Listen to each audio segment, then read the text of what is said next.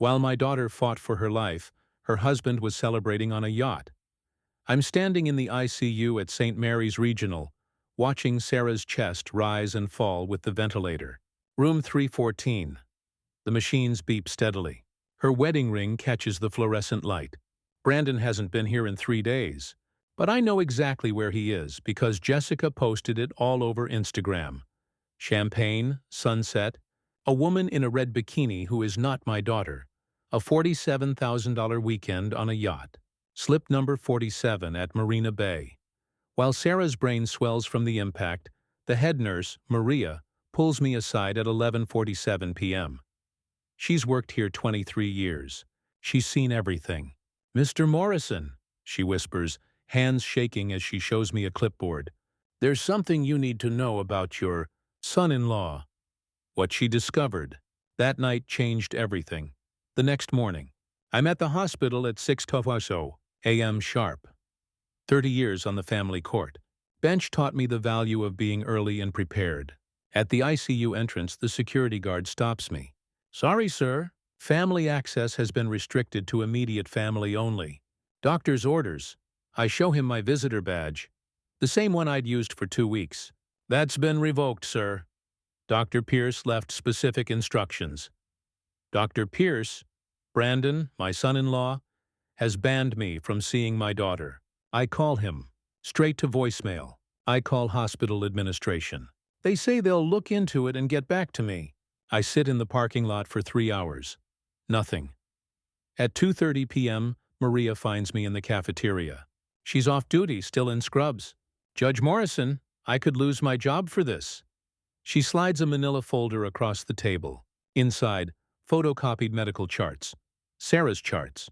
"Look at the signature on the DNR order," she says. "Do not resuscitate." I read it twice. The handwriting doesn't match Brandon's usual scrawl. Too neat, too careful. The DNR was filed yesterday at 3:17 p.m., right after Dr. Pierce got back from his weekend trip. I study the timestamp. Brandon was still on that yacht when this was supposedly signed. Jessica's Instagram story showed them docking at 4:30 p.m. "There's more," Maria whispers. "The attending physician, Dr. Patterson, never signed off. Hospital policy requires 2 signatures for DNR orders. This only has 1. Forged documents. In 30 years on the bench, I've seen a lot." Maria pulls out her phone and shows me a photo from the nurse's station computer screen. The visitor log for room 314. The last 14 days. I count the entries. Brandon Pierce, October 15th, 7 to 22 p.m. October 18th, 11:45 a.m. 2 visits in 2 weeks. Maria tells me the nurses have heard him on the phone, talking to the insurance company. Calling daily, asking about life insurance policies, death benefits. He thinks we don't hear him in the consultation room, but the walls are thin. 2.3 million, Sarah's life insurance policy. I remember when she bought it. Brandon insisted on the amount. "We need to protect our future," he'd said. Maria checks her watch. She has to go, but there's one more thing. My granddaughter Emma, 6 years old. Sarah is everything to her. Dr. Pierce filed papers with Child Protective Services yesterday, Maria says, claiming you're too old to care for Emma if something happens to Sarah. He says you have early-stage dementia. The lie hits me like a physical blow. I'd had a routine cognitive assessment last month. Perfect scores, clean bill of health. He's trying to isolate Emma from everyone who cares for her. Cut off everyone who cares about Sarah, Maria says. It's a pattern we see sometimes. Usually right before she doesn't finish the sentence. She doesn't need to. My phone buzzes. A text from Brandon. "William, we need to talk. Tomorrow 2 p.m. my office. Not Dad, not Bill. William." I look at Maria. This woman is risking her career to warn me. I tell her thank you. She gets up to leave, then turns back. "Judge Morrison, in 23 years, I've never seen a husband refuse to hold his wife's hand. Not once.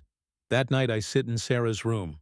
Visiting hours are over, but I know which entrance the night guard doesn't watch. Old courthouse habits. I hold her hand. It's warm. Her pulse is steady under my thumb.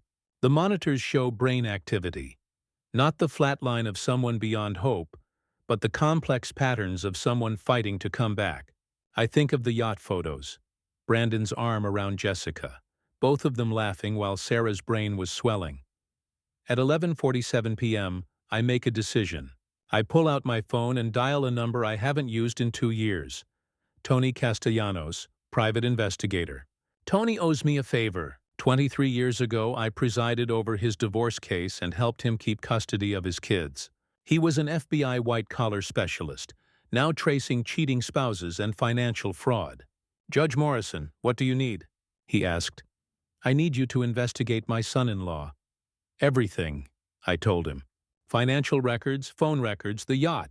I want to know how a resident affords a $47,000 weekend." "What's the timeline?" I write a check from my retirement account. $25,000, Tony's retainer. What Brandon doesn't know is that Jessica's Instagram photos revealed something she never intended to show. The call comes at 7:23 a.m. I'm having coffee in Sarah's room reading the morning news to her like I did when she was little, the sports section. She always loved baseball. "William, we need to discuss Sarah's situation," Brandon's voice says, cold and clinical, like he's discussing a patient, not his wife. I keep my voice level. 30 years as a family court judge taught me not to show emotion on the first move. Let's be realistic. The scans show significant trauma. The neurologist says recovery is unlikely. "Which neurologist?" I ask. There's a pause. "Dr. Henley. He's the best in the state." I write the name down. "Tony will check it." "William, I know this is difficult," Brandon continues, "but I have to think about Emma's future, about my practice. I can't put my life on hold indefinitely." "Your life?" I repeat. "Yes. Sarah would want me to move on, to find happiness." I hear Jessica's laughter in my head, the red bikini, the champagne. Brandon finishes a sentence that lands like a slap. "As Sarah's husband, you're entitled to 50% of her assets, including the life insurance policy, but only if you're still married when she dies." Silence stretches over the line. I can hear him breathing. "What are you implying?" he asks. "I'm not implying," I say. "I'm stating a fact." I name the details. The timestamp on the DNR, 3:17 p.m. yesterday, when Brandon was still on the yacht. I tell him I called Dr. Henley that morning. He says he's never examined Sarah, never even heard of her. The line goes quiet. "You must have misunderstood," Brandon says finally. His voice starts to slip. "I don't see why that's relevant." "Because you're not very good at lying," I tell him. "And because I've spent 30 years listening to liars in my courtroom." I lay out what I know. Jessica's real name is Jessica Chen. She's 26 and works at Coastal Medical Billing, the company handling the hospital's insurance claims. That's a federal crime if she's been accessing patient records. I mention extravagant purchases, Cartier jewelry, a Patek Philippe watch, dozens of expensive dinners at Le Bernardin. I tell him Tony will trace the money. He swallows. "You have no proof." "Not yet," I say. "But I'm getting it." I don't threaten him so much as inform him. "Stop filing false DNRs. Stop lying to insurance companies. Visit your wife, or I'll make sure everyone knows what kind of husband you really are." A long pause. Then his voice changes. Lower, meaner. "Listen carefully, old man. I'm a Harvard-trained surgeon. You're a washed-up small-town judge who can barely remember what day it is. Sarah is going to die, and when she does, I'm going to remarry. Emma will have a new mother, a functioning one." His words hit me like a physical blow, but my voice stays steady. Interesting choice of words. "I'll remember that. And by the way, you're not welcome at this hospital anymore. Security has your photo. Try to visit Sarah again, and they'll call the police." I think about Maria, who risked her job to warn me, and the nurses who watched Brandon abandon his wife. I know what I learned in 30 years on the bench. The husband who fights hardest to keep people away from his dying wife usually has something to hide. He tries to laugh it off. "You don't know anything." "I know you've been calling Mutual of California every week for the past month," I say, asking about requirements for death benefit claims, how quickly payments are processed, if claims can be expedited in medical emergencies. His breathing quickens. "That's not planning for a future. That's timing a death. At 3:17 a.m., I sit beside Sarah's bed. The ICU is quiet except for the machines. Her hand is warm in mine. I think about Brandon's words. Washed-up judge, can't remember what day it is. And about my 30 years protecting families, making sure children went to safe homes. Now my family needs protecting. Tony's preliminary report arrives at 4:23 a.m. I read it by the blue light of the monitors. Brandon Pierce, age 38, Harvard Medical Class of 2012.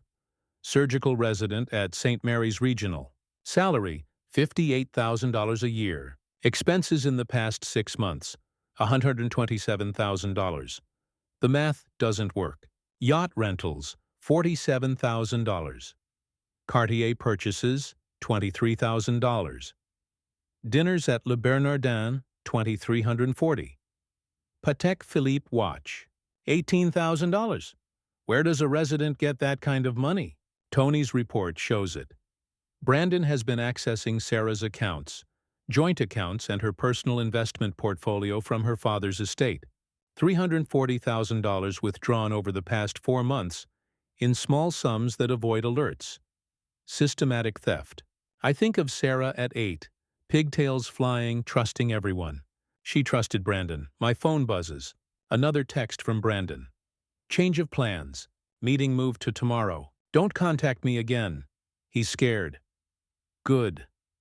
But Tony found something else that makes my blood run cold. Life insurance inquiry records. Brandon has been calling the insurer every week, asking the same questions. How to file death benefit claims, how fast payments are processed, if claims can be expedited. He's not just planning for money, he's timing it. I stand and walk to the window.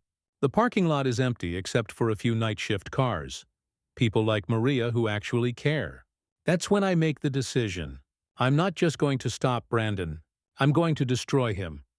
At 3:45 a.m., I drive home. I haven't been there in 4 days. The mail is piling up. Bills, junk, a letter from Emma's school about absences. I go to my study, open the third drawer in the back left corner of the file cabinet, and pull out a manila folder I haven't touched in 2 years. My retirement savings, $847,000. Careful investments over 30 years. My plan was to leave it all to Sarah and Emma. I write a check for $50,000. Tony gets a raise. Then I call my attorney, Janet Walsh. We've known each other 25 years.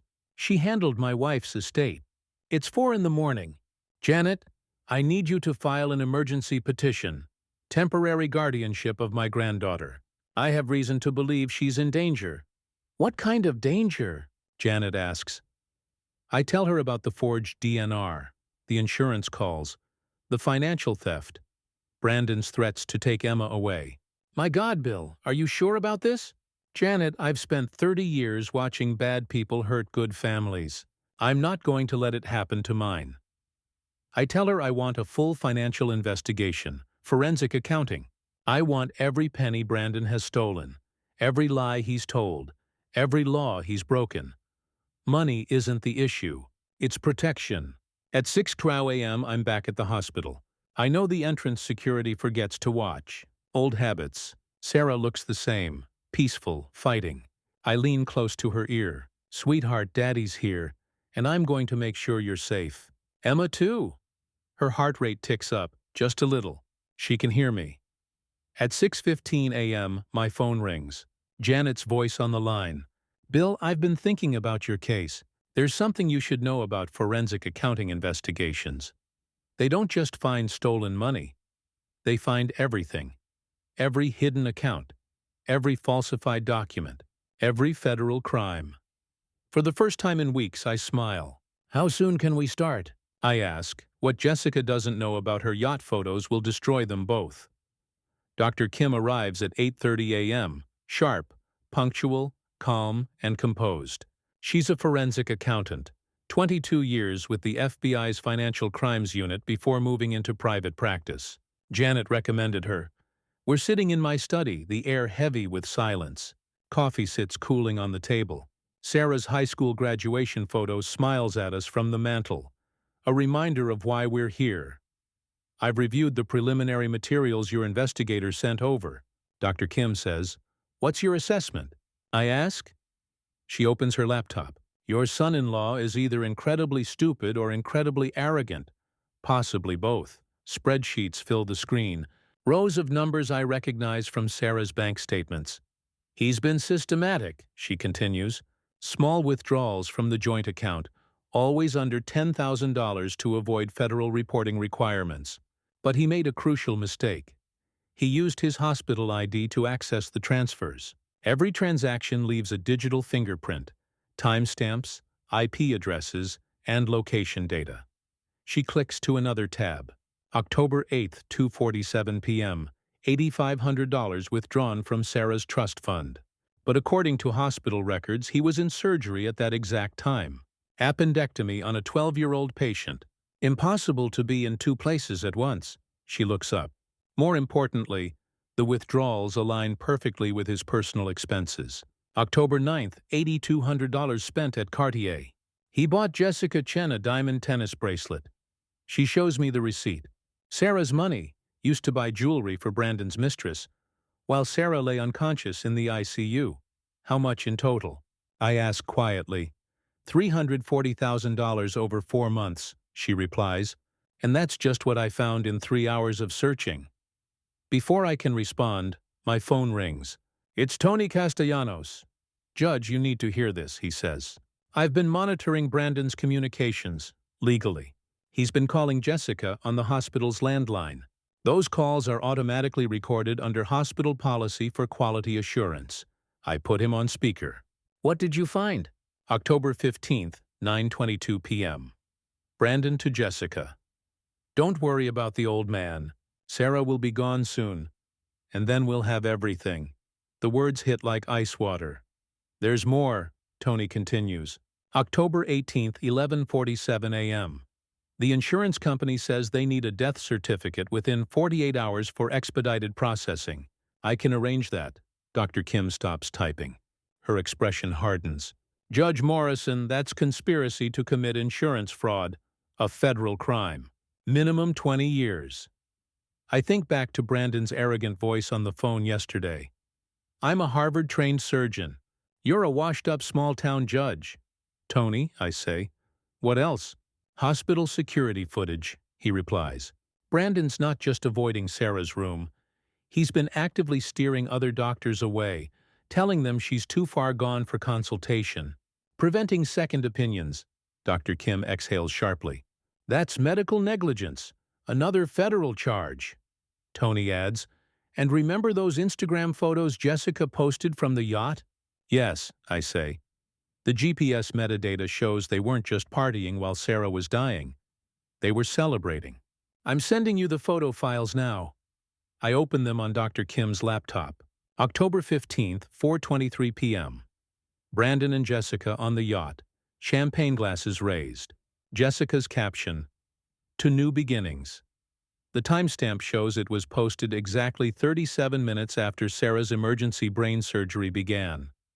Dr. Kim, I ask quietly, is this enough for criminal charges? She nods. Judge, this is enough to destroy him. Financially, professionally, and legally. At 10:15 a.m., I make my first move. I call Dr. Patricia Hammond, Chief of Staff at St. Mary's Regional. We'd served together on the hospital board 5 years ago. Patricia, I need to report a serious ethics violation. What kind of violation, Bill? A doctor accessing patient financial records without authorization, using hospital systems to commit theft and falsify medical documents. There's a long silence. That's extremely serious, Bill. Are you certain? I have documentation, bank records, timestamps, recorded calls. And Patricia, the doctor's using stolen money to fund an extramarital affair while his wife lies unconscious in your ICU. My God, who is it? Dr. Brandon Pierce. Another silence. Longer this time. Bill, I'll need to see the evidence. Dr. Kim will deliver it within the hour. Full forensic report. But there's more. Brandon's been preventing other doctors from examining Sarah, claiming she's beyond help when her brain scans clearly show activity. That's malpractice. Patricia says sharply. It gets worse. He's been calling insurance companies to ask about death benefit procedures, while actively preventing treatment that could save her life. I hear her typing rapidly. Bill, I'm calling an emergency medical board meeting this afternoon. Can you be there? I wouldn't miss it. At 11:30 a.m., my phone rings again. Unknown number. This is Nurse Patricia Williams from the ICU night shift. Judge Morrison. Yes. I heard through Maria Santos that you're investigating Dr. Pierce. There's something you need to know. My pulse quickens. What is it? Last night, Dr. Pierce came to the ICU around 2 a.m. He wasn't scheduled. He went directly to your daughter's room with a syringe. My blood freezes. What happened? I stopped him and asked what medication he was administering. He got angry, said it was routine care. But Judge, the syringe wasn't labeled. And there was no medical order in the chart. Where is it now? I secured it under hospital protocol for suspicious medications. It's being tested by the lab. At 12:45 p.m., Dr. Kim calls. Her voice is grim. The lab results came back. What was in the syringe? Potassium chloride. Concentrated. Enough to stop a heart in minutes. Brandon had tried to murder my daughter, but the nurses had seen everything, and they were ready to testify. At 1:47 p.m., I find Brandon in the hospital parking garage, level 3, near the doctor's reserved spaces. He's walking toward his BMW, medical bag in hand. Brandon? He freezes, turns slowly. The confidence from yesterday's call is gone. His face is pale. William, what are you doing here? I thought security had your photo. They do, I say, stepping closer. But you know what's interesting about security cameras? They record everything, including doctors, wandering the ICU at 2 a.m. with unmarked syringes. His hand trembles as he reaches for his car keys. The same hand that tried to inject my daughter with poison. I don't know what you're talking about, he stammers. Potassium chloride, Brandon. Concentrated enough to stop a heart in minutes. The keys slip from his shaking fingers, clattering onto the concrete. That was routine medication, he insists weakly. Really? Because Nurse Williams couldn't find any medical order for it. No doctor's signature, no pharmacy record. I pick up his keys, holding them in my palm. You know what else is interesting? Hospital policy requires all medications to be labeled. This one wasn't. He looks wrecked, his expensive suit wrinkled, his face drawn. The Patek Philippe watch he bought with Sarah's money catches the harsh fluorescent light. How's the yacht, Brandon? I ask. He flinches like I slapped him. Jessica's photos were beautiful. That champagne toast while Sarah was in surgery. Very romantic. You've been stalking us, he spits. I've been protecting my daughter from a husband who's been stealing her money to buy jewelry for his mistress. I step closer. He backs against his car. $127,000 in 4 months, I say. Impressive theft for someone who makes $58,000 a year. That money, it was from our joint account, he blurts. Sarah's trust fund isn't joint, Brandon. It's hers. And you've been accessing it illegally. His face turns ghost white. You can't prove that. I show him Dr. Kim's forensic report on my phone. Timestamps, Brandon. You withdrew $8,500 on October 8th at 2:47 p.m. But hospital records show you were in surgery. An appendectomy on a 12-year-old. Unless you've learned to be in 2 places at once, that's computer fraud. Federal crime. He swallows hard. What do you want? The same thing you asked yesterday, I reply. A confession? To what? Attempted murder, insurance fraud, theft, medical negligence. Take your pick. He glances around the empty garage. No witnesses to his humiliation. You're insane. Am I?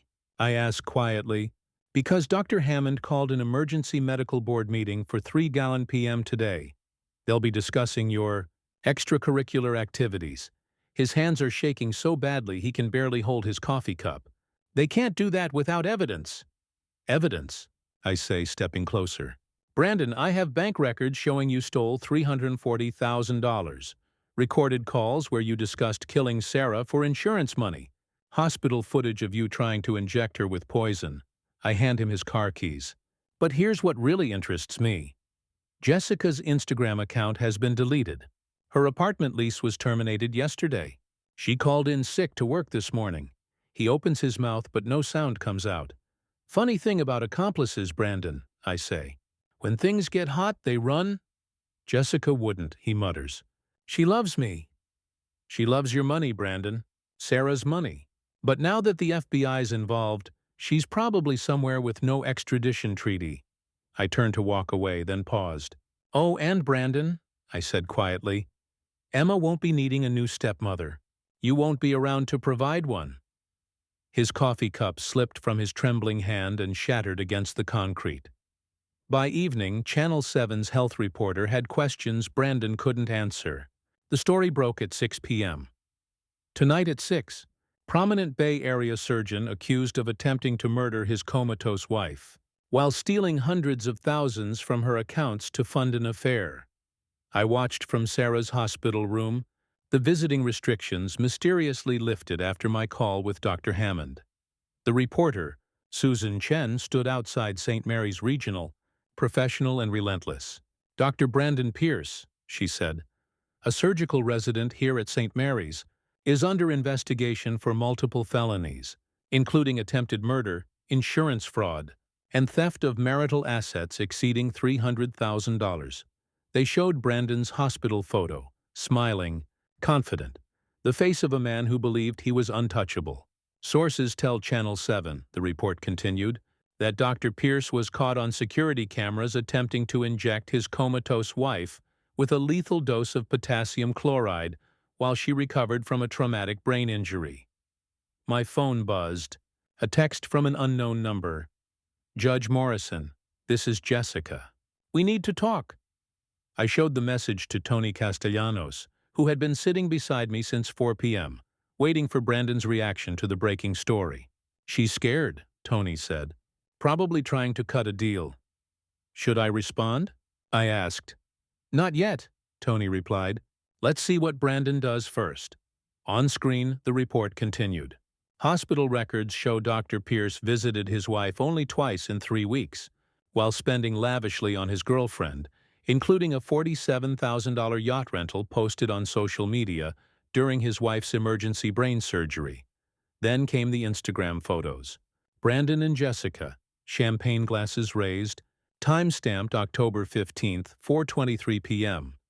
The exact time Sarah was fighting for her life in the operating room. The camera cut to an interview with Dr. Patricia Hammond, the hospital's chief of staff. We take these allegations extremely seriously, she said. Dr. Pierce has been suspended pending a full investigation. Patient safety is our highest priority. My phone rang. Brandon? You did this, he hissed. His voice was no longer calm, it was desperate, frantic. Did what? I asked. You called the media. You destroyed my reputation, my career. I looked at Sarah's peaceful face, her chest rising and falling with each breath. I didn't call anyone, Brandon, but when you try to murder someone in a hospital, word tends to get out. I wasn't trying to murder her, he stammered. That was medication.